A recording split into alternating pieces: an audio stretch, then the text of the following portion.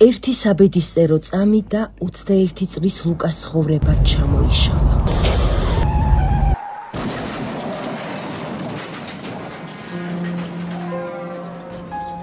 გუშინის მეგობრებთან ერთად იცინოდა, მომავალს გეგმავდა.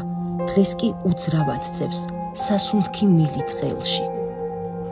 ავტოავარიამ მას მომავალი მოუსპო.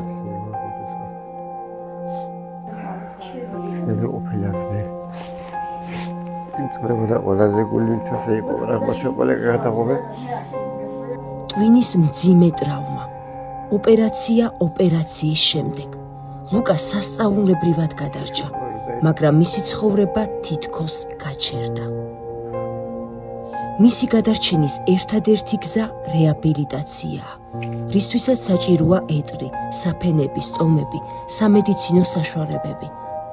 ამ ყველაფრის ყიდვის შესაძლებლობა ლუკას ოჯახს არ აქვს. ჩვენ არ შეგვიძლია დავუშვათ, რომ 21 წლის ბიჭი ასეთ მდგომარეობაში დავტოვოთ. დაეხმარე ლუკას, რომ დაუბრუნდეს ცხოვრებას. გადარიცხეთ ნებისმიერი თანხა ჩერნოვეცკის ფონდის ოფიციალური საიტის მეშვეობით.